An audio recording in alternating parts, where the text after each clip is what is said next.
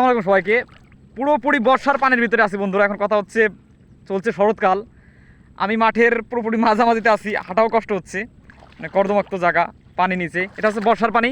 তো আজকের এপিসোডে মেঘের সৌন্দর্যের সাথে মাঠের যে ধান, বিশেষ করে আমাদের ধান, এটা এই জমিটা 26%, সেই দিক থেকে ধান বোনানো হয়েছে, মানে লাগানো হয়নি, এটাকে বোনা আমন বলা হয়ে থাকে। তো চলুন আমরা ধানের সৌন্দর্য এবং নতুন পানির সৌন্দর্য একটু দেখে আসি।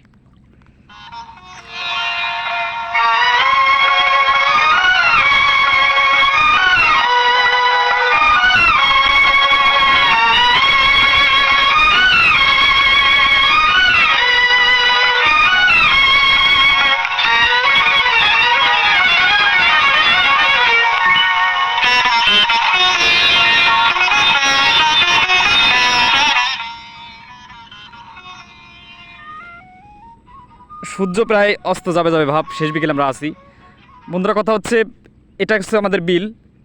এই যে দেখতে পাচ্ছেন ছোট্ট একটা ইসের মতো, ওখানে জাল আছে এবং ওখানে মাছের পাতিলও আছে। আমরা একটু ভিতরে যাওয়ার চেষ্টা করবো, অন্য এপিসোড আপনাদের দেখাবো যে কীভাবে মূলত মাছ ধরা হয়।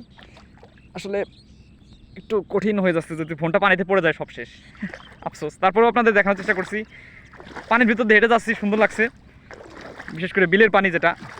এই সাইডটা একটু সৌন্দর্য দেখিয়ে আজকের এপিসোড শেষ করি। তো কথা হচ্ছে আপনাদের এলাকায় বিলে পানি হয় কিনা সেটা একটু অবশ্যই জানাবেন। আর এই ধানগুলো কিন্তু যদি একটু পানি বেশি পায় তলিয়ে যাবে, মানে ওই ধরনের ধান না যেটা মোটামুটি পানির সাথে আগায়, সেটা এবার আমরা লাগাতে পারিনি। তো আমরা একটু ঘাসের সৌন্দর্য দেখে আসি পানির সংমিশ্রণে।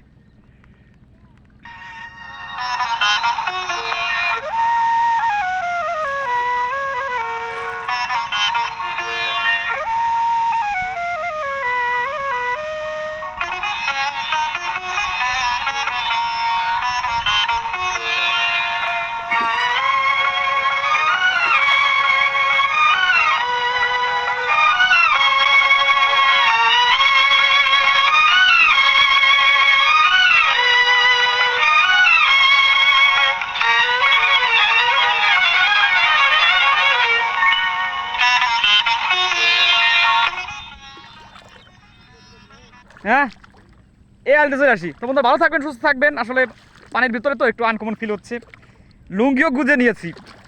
কথা হচ্ছে এটা হচ্ছে ফরিদপুরের বলমারী উপজেলা। আর আপনি কোথা থেকে দেখছেন সেটা অবশ্যই কমেন্ট করে মন্তব্য করে লিখে জানাবেন। তো সবাই ভালো থাকবেন, সুস্থ থাকবেন, এই বলে আজকের এপিসোডটি শেষ করছি। আসসালামু আলাইকুম।